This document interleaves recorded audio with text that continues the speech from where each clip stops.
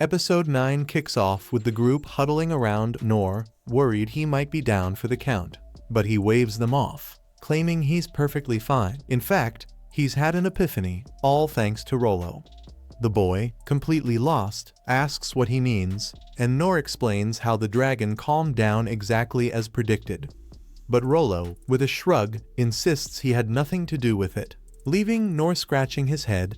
He had assumed Rollo had flexed his powers to tame the beast, but Rollo denies it, reminding Nor of his earlier fear of revealing his abilities, lest he be judged. Nor drops the topic, instead asking if Rollo can kindly send the dragon back to where it came from. Before Rollo can answer, Lin jumps in, warning that letting a beast like that roam free is like playing with fire. Nor gets it'd be simpler to end the dragon then and there, but he's got a soft spot for the scaly guy. Lin reluctantly agrees to let it live and turns to Rollo, asking if he can manage to send the creature packing.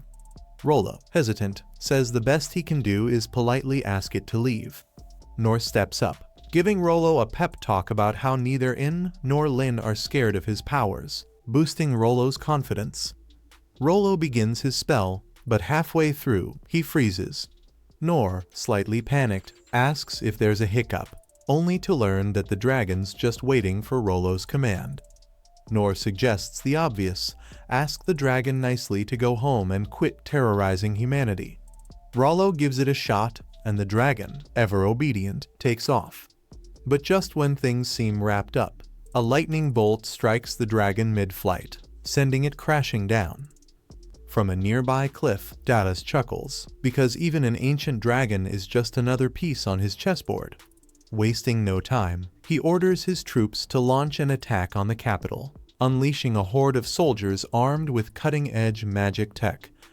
Rewind a few days, Darius had unleashed the Calamity Dragon to soften up Clay's kingdom as part of his grand plan. His army, dripping with magical weapons and high-tech armor, was ready to storm the ravaged city. Darius, drunk on his own genius, brushed off any dissent he was certain his firepower would spell doom for his enemies. Watching his plan unfold, Darius pictures himself immortalized in history as the conqueror of a kingdom too arrogant to see its downfall coming.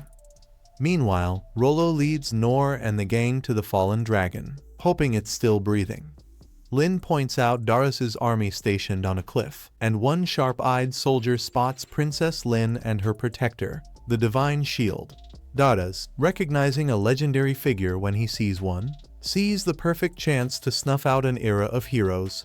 He commands his cannon to fire, eager to make in the latest in his list of legendary casualties.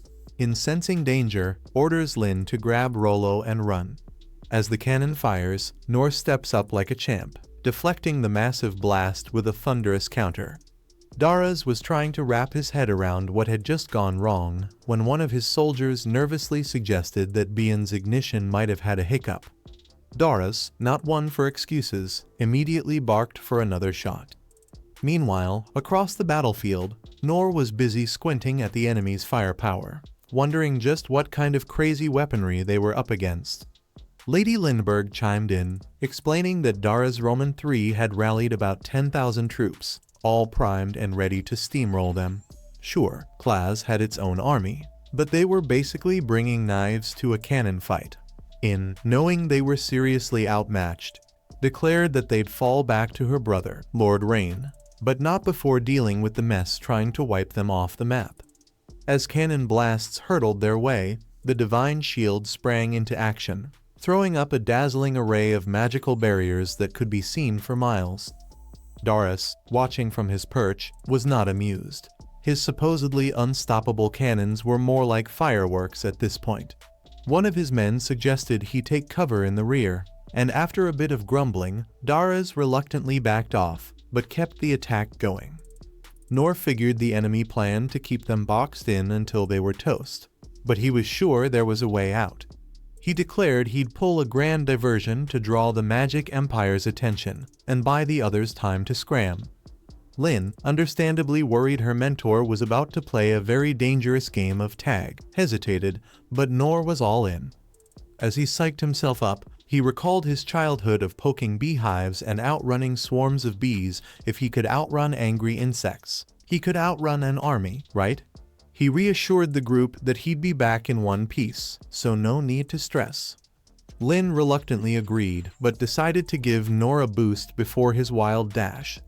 She reached out her hands, holding them near him in silence.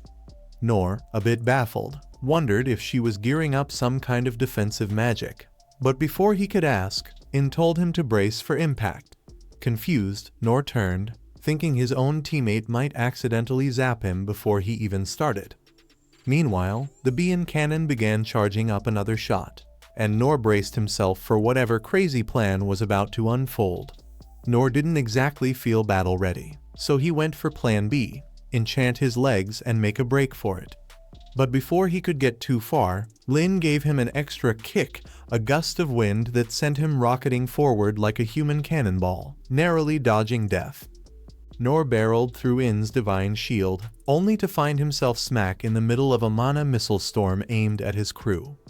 With some quick reflexes and his trusty parry skill, he deflected a few dozen shots, turning his frantic sprint into an impromptu dodgeball game with deadly stakes.